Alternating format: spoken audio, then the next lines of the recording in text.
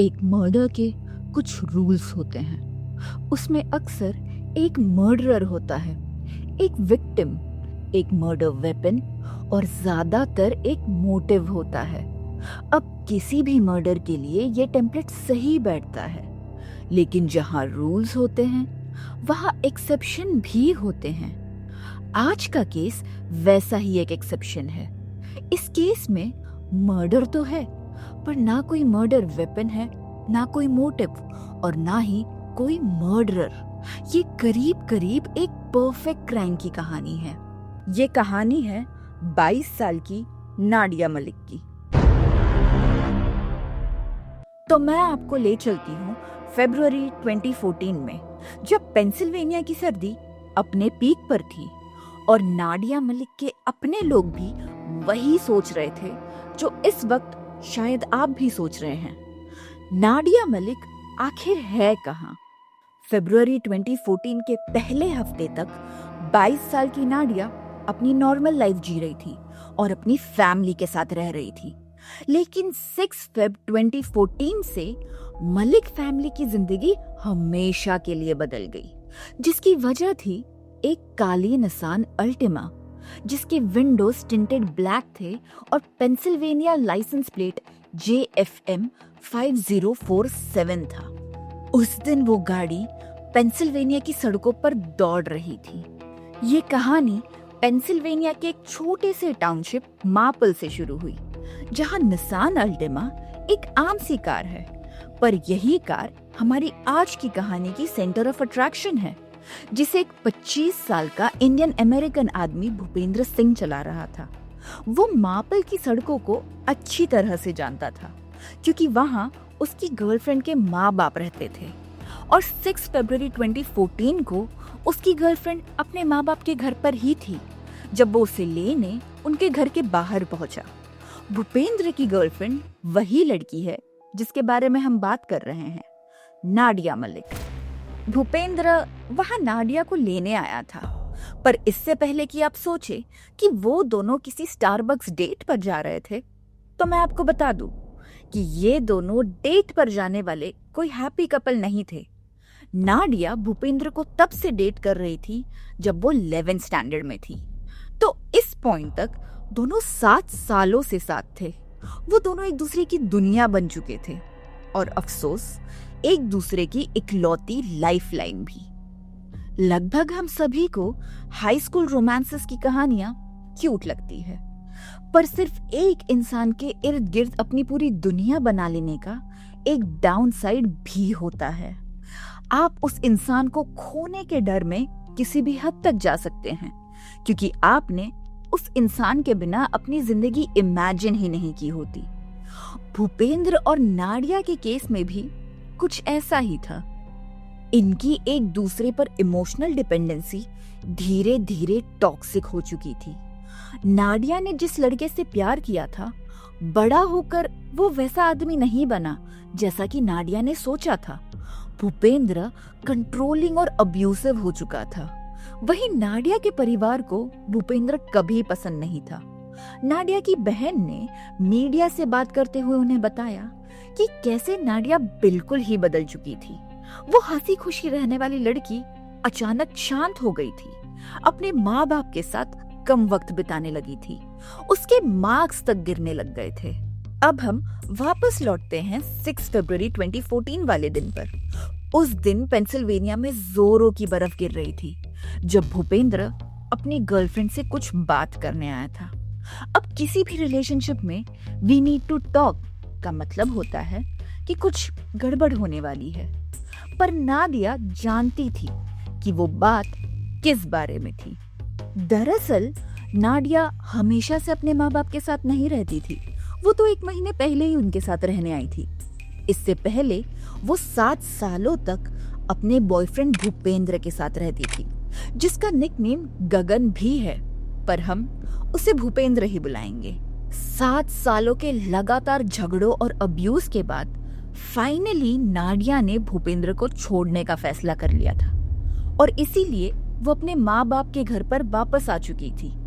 पर उस दिन जब भूपेंद्र ने उससे एक आखिरी बार बात करने की रिक्वेस्ट की, तो नाडिया उससे मना नहीं कर पाई। शायद कहीं ना कहीं वो अब भी उससे प्यार करती थी। शायद उसने सोचा कि एक कार राइड से क्या ही फर्क पड़ जाएगा। लेकिन उस दिन जब वो उस ब्लैक निसान अल्टिमा में बैठी तो वो आखिरी बार था जब उसने अपने माँ बाप के घर से बाहर कदम रखा। 6 फरवरी से अब 7 फरवरी हो चुका था और देखते ही देखते 8 फरवरी भी आ गया, पर नाडिया वापस नहीं आई। लेकिन नाडिया के पेरेंट्स के लिए ये कोई हैरानी वाली बात नहीं थी, क्योंकि ऐसा पहले भी हो चुका था। अक्सर नाडिया और भूपेंद्र 1-2 दिनों के लिए अचानक कहीं निकल जाते, लेकिन एक इंसान था जिसका नाडिया का यूं गायब हो जाना खटक रहा था। वो था उसका क्लोज फ्रेंड थॉमस सिंह।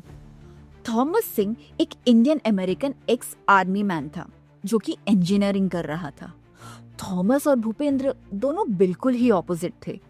एक तरफ जहां थॉमस एक रिस्पेक्टेड एक्स आर्मी मैन था, वहीं भूपेंद्र अपने माँ बाप के पैसों पर पलने वाला एक जॉबलेस आदमी था। पर वो दोनों अजनबी नहीं थे, वो बहुत अच्छे दोस्त रह चुके थे। पर जब थॉमस ने भूपेंद्र को नाडिया पर पब्लिक में हाथ उठाते हुए देखा तो उसने अपनी डिस्टेंस बना ली। पर थॉमस को नाडिया की फिक्र होने लगी थी। धीरे धीरे उनकी दोस्ती गहरी हुई और उनके बीच दोस्ती से ज्यादा फीलिंग्स आ गई।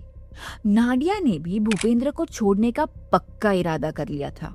वहीं दूसरी तरफ थॉमस नाडिया से शादी करना चाहता था, उसे अपने पास सेफ रखना चाहता था। पर नाडिया सिर्फ आजादी चाहती थी।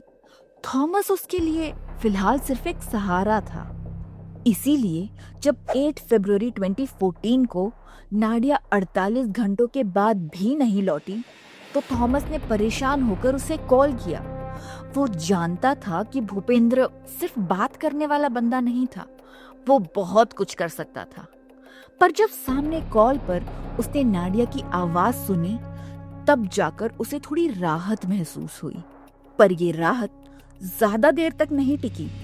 उसे समझ आ गया था कि ये सिचुएशन नाडिया के कंट्रोल से काफी आगे निकल चुकी थी।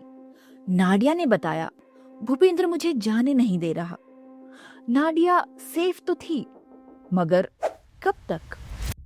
पिछले 2 दिनों से वो दोनों पेंसिल्वेनिया और न्यू जर्सी के बीच गाड़ी दौड़ा रहे थे। हालांकि वो पेट्रोल पंप्स, रेस्टोरेंट्स और सस्ते होटल्स में रुक भी रहे थे, पर शायद तब तक नाडिया को सिचुएशन की सीरियसनेस समझ ही नहीं आई थी। इसीलिए उसने ना ही शोर मचाया ना भागने की कोशिश की। कहीं ना कहीं उसे ये भी भरोसा था कि सिचुएशन अब भी उसके कंट्रोल में है। पर वो भरोसा शायद इस वजह से भी था क्योंकि भूपेंद्र उसे बार बार ये दिलासा दे रहा था, मैं वादा करता हूँ मैं तुम्हें तुम्हारे माँ बाप के घर वापस छोड़ दूंगा, या अगर तुम चाहो तो मैं तुम्हें थॉमस के घर पर छोड़ दूंगा। पर ऐसा कभी नहीं हुआ। वो बस गाड़ी चलाता रहा और नाडिया उस निसान अल्टिमा में एक कैदी बनकर रह गई। वो गाड़ी अब बस गाड़ी नहीं थी, एक चलती फिरती जेल थी। लेकिन नाडिया उस गाड़ी के डिक्की में बंद नहीं थी, ना ही उसके मुंह पर टेप, ना हाथ में हथकड़ियां थी। वो अपना फोन भी चला पा रही थी। अब भले वो एक ट्रेडिशनल तरीके से किडनैप नहीं हुई थी, पर फिर भी ये एक इमोशनल किडनैपिंग थी। एक अब्यूसिव रिलेशनशिप में पार्टनर अपनी अब्यूजर की बात मान लेता है क्योंकि उसे उस अब्यूजर के रिएक्शन का डर होता है। अब नाडिया भले फिजिकली बंधी हुई नहीं थी, पर उसे भूपेंद्र की बात ना मानने के नतीजों से डर लग रहा था। वो इमोशनली और मेंटली बंधी हुई थी और इसीलिए वो नहीं चाहती थी कि पुलिस उसमें इन्वॉल्व हो। नाडिया पुलिस को इन्वॉल्व नहीं करना चाहती थी। उसे डर था कि अगर पुलिस आई तो भूपेंद्र गुस्से में कुछ भी एक्सट्रीम कर सकता था। वो बस चाहती थी कि ये ड्रामा जल्द से जल्द खत्म हो जाए। अब शुरुआत में थॉमस ने भी नाडिया की बात मान ली, पर 2 दिनों के लगातार झूठे वादों के बाद उसने फाइनली नाडिया के पिता को कॉल किया और उन्हें बताया कि भूपेंद्र कुछ गड़बड़ कर रहा है।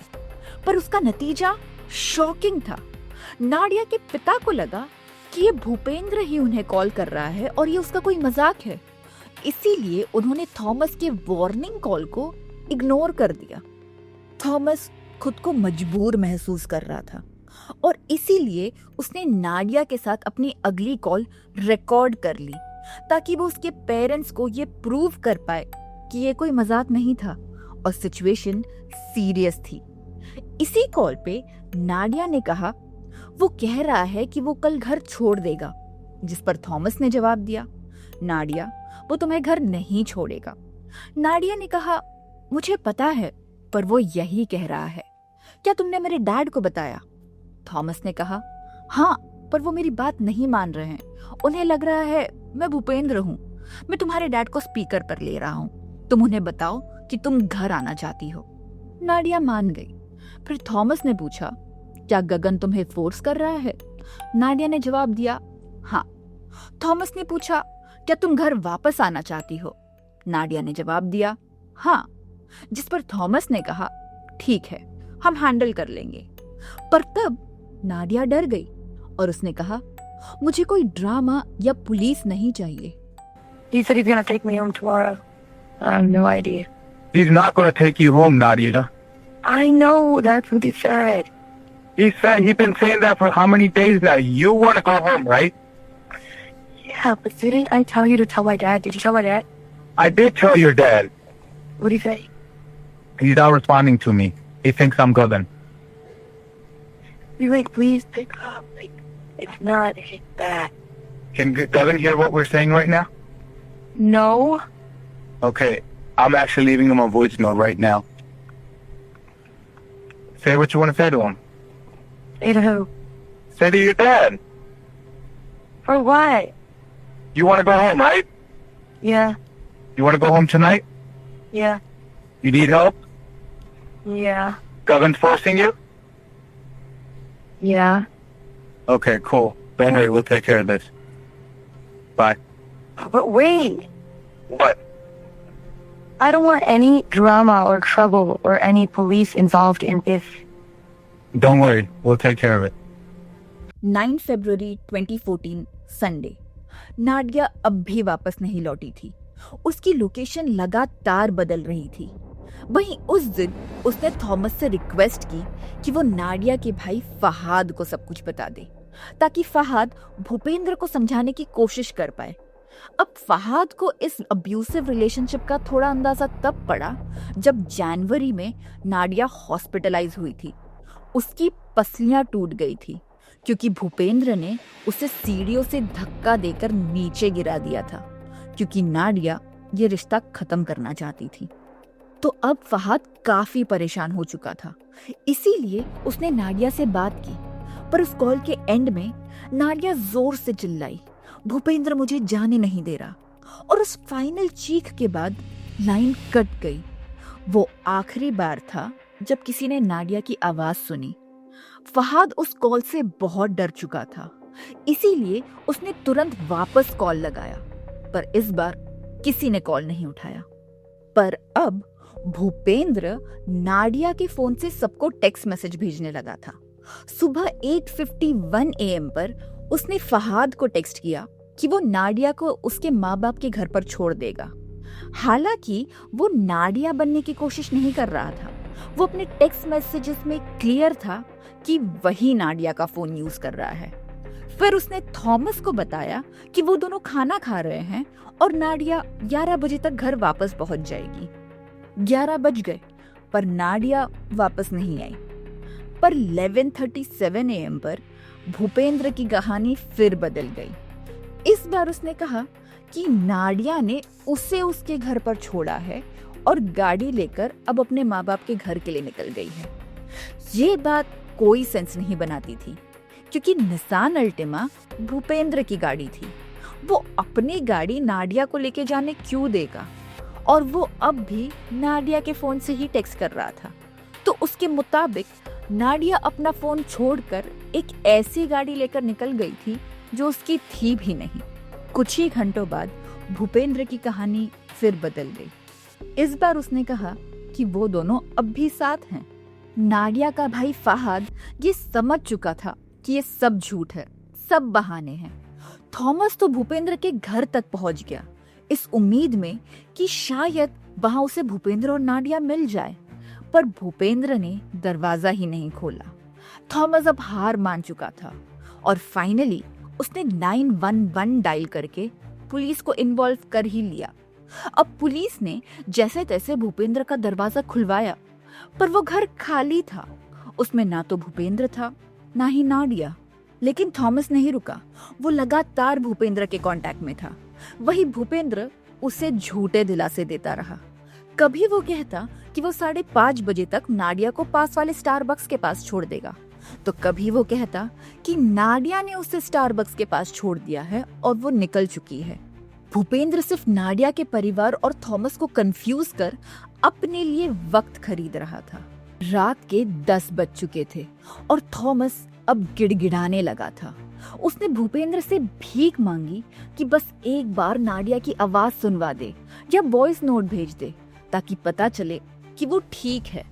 यहाँ तक कि उसने अब भूपेंद्र को रिश्वत देने की कोशिश भी की, ये कहकर कि वो भूपेंद्र के घर का रेंट भर देगा अगर वो एक बार नाडिया से उसकी बात करवा दे।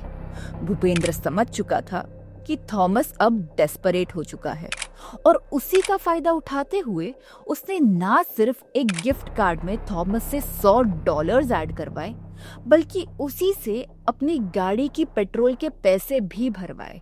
थॉमस के पास अब कोई और ऑप्शन नहीं बचा था। उसकी बहादुरी पूरी तरह टूट चुकी थी।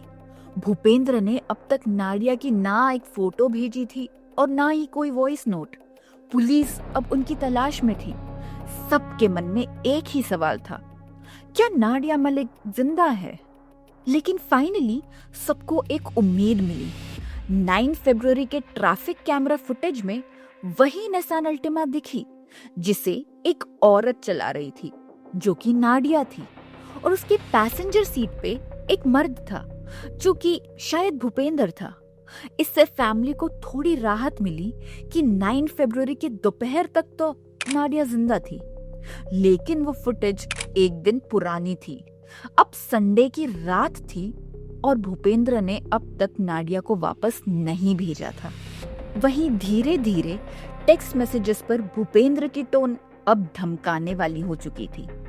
10 फरवरी की सुबह उसने थॉमस को धमकाया कि अगर उसने और पैसे नहीं भेजे तो नतीजे बुरे होंगे। उसने लिखा, नाडिया मेरे साथ है, चुपचाप वही कर जो मैंने कहा, वरना नाडिया भूखी रहेगी। इंतजार करते हुए अब 12 फरवरी आ चुकी थी, पर दोनों अब भी लापता थे। लेकिन फिर पुलिस ने नाडिया की फोन लोकेशन ट्रैक करवाई और उसका फोन ओहायो में भूपेंद्र के पेरेंट्स के घर के पास पिंग हुआ। पुलिस तुरंत वहां पहुंची और उस घर को चुपचाप घेर लिया। जैसे ही पुलिस ने दरवाजा खटखटाया, भूपेंद्र ने चुपचाप पिछले दरवाजे से भागने की कोशिश की, इस बात से अनजान कि पुलिस पहले से ही वहां मौजूद थी। उसके चेहरे पर खरोच के निशान थे और एक आंख नीली पड़ चुकी थी। उसने बताया कि नाडिया ने उस पर हमला किया था। वहीं नाडिया का फोन, उसका लाइसेंस और कार की चाबी भूपेंद्र के पास ही थी, पर दो सबसे इम्पोर्टेंट चीजें मिसिंग थी, वो कार और खुद नाडिया। भूपेंद्र के जवाब अजीब थे। उसने कहा, नाडिया तो फिलाडेल्फिया में ही है और कार भी उसी के पास है, पर उस गाड़ी की इकलौती चाबी तो भूपेंद्र के पास ही थी। फिर उसने कहा कि वो बस लेकर ओहायो आया, पर उसका बताया हुआ बस रूट भी कोई सेंस नहीं बना रहा था। इसके बावजूद पुलिस भूपेंद्र को अरेस्ट नहीं कर सकती थी, क्योंकि उनके पास कोई सॉलिड सबूत नहीं था। ना ही भूपेंद्र के पास वो गाड़ी मिली थी और ना ही नाडिया। लेकिन एक चीज थी जिसके लिए पुलिस भूपेंद्र को कस्टडी में ले सकती थी। भूपेंद्र पर ड्रंक ड्राइविंग के चार्जेस थे और वो प्रोबेशन पे था, जिस वजह से उसे बिना परमिशन के फिलाडेल्फिया से बाहर निकलना अलाउड नहीं था। इसीलिए पुलिस ने उसे कस्टडी में ले लिया। पर इन्वेस्टिगेशन के दौरान कुछ पुराने शॉकिंग राज सामने आए। पता चला कि भूपेंद्र और नाडिया का एक बेटा भी था, जिसे नाडिया के पेरेंट्स पाल रहे थे। वहीं 2011 में उनकी एक बेटी भी हुई, अलीना। पर इस बार किसी वजह से इन दोनों ने अलीना के बारे में किसी को नहीं बताया। वहीं फरवरी 2012 में जब अलीना 3 महीने की थी, तब नाडिया और भूपेंद्र अलीना को लिए भूपेंद्र की कार में बैठकर लंच कर रहे थे। फिर कुछ समय बाद नाडिया को किसी वजह से पास के स्टोर में जाना पड़ा, पर जब वो वापस आई तब उसने नोटिस किया कि अलीना हिल नहीं रही थी, ना ही वो रिस्पॉन्स कर रही थी। उस वक्त नाडिया ने घबरा कर हेल्प बुलाई, पर तब कुछ अजीब हुआ। भूपेंद्र वहां से भाग गया। पैरामेडिक्स ने बताया कि वो बच्ची कई घंटों पहले ही गुजर चुकी थी, पर अलीना की ऑटोप्सी रिपोर्ट 2 सालों तक पेंडिंग रही। अलीना की मौत उसी कार में हुई थी और अब उसी कार में उसकी माँ भी गायब हो चुकी थी। 13 फरवरी को एक बड़ा सर्च ऑपरेशन शुरू हुआ, पर भयानक बर्फ गिरने की वजह से सब रुक गया। 19 फरवरी को भूपेंद्र के पिता ने रिपोर्ट फाइल की कि वो कार उनकी है और चोरी हो चुकी है। जगह जगह उस कार के पोस्टर्स लगवाए गए और अगले ही दिन यानी 20 फरवरी को एक आदमी ने रिपोर्ट किया कि उसने एक बार के बाहर बर्फ में ढकी हुई मिलती जुलती कार देखी है। वो वही निसान अल्टिमा थी। उस कार पर 10 फरवरी से पार्किंग टिकट्स लगे हुए थे, यानी वो कार 10 दिनों से वही खड़ी थी। जब पुलिस ने उस कार का दरवाजा खोला तो पैसेंजर सीट पर बैग्स और कपड़ों के नीचे मिली 22 साल की नाडिया मलिक की लाश। नाडिया और अलीना के ऑटोप्सी रिपोर्ट्स एक ही दिन पर आए, पर डॉक्टर्स भी नाडिया के ऑटोप्सी रिपोर्ट से हैरान थे। उसके शरीर पर कोई चोट नहीं थे, ना ही उसके बॉडी पर सेक्सुअल असॉल्ट के कोई निशान थे। उसका हार्ट और ब्रेन भी नॉर्मल ही था। टॉक्सिकोलॉजी रिपोर्ट में भी कुछ नहीं आया, न पॉइजन न ही ड्रग्स। मौत की वजह पता ही नहीं चली और बिना किसी वजह के पुलिस भूपेंद्र को अरेस्ट नहीं कर सकती थी। वो सिर्फ प्रोबेशन की वजह से कुछ दिनों तक जेल में रहा और फिर आजाद हो गया। नाडिया की फैमिली का मानना है कि शायद उसे एक ऐसा एनेस्थेशिया दिया गया था जो कि ब्लड में बहुत ही जल्दी घुल जाता है और रिपोर्ट्स में डिटेक्ट भी नहीं होता। इस एनेस्थेशिया को सक्स भी कहते हैं। वहीं नाडिया के राइट हैंड पर एक इंजेक्शन का निशान भी मिला था। अब क्योंकि नाडिया खुद भी राइट हैंडेड थी तो वो खुद को वहां इंजेक्शन नहीं लगा सकती थी। शायद इसी तरह अलीना की मौत भी हुई थी। भूपेंद्र आज भी एक आजाद आदमी है, वहीं नाडिया और अलीना की मौत आज भी एक मिस्ट्री है। So guys, I am Ashi and you were watching the case of Nadia Malik. अगर आपको ये वीडियो पसंद आई हो तो कमेंट करके जरूर बताइए, और अगर आपको ऐसे ही डार्क, ट्विस्टेड और ट्रू क्राइम केसेस सुनना पसंद है तो इस वीडियो को लाइक और चैनल को सब्सक्राइब करना ना भूलें। मिलते हैं अगले वीडियो में एक नए केस के साथ। तब तक के लिए अपना ख्याल रखिए। Thank you.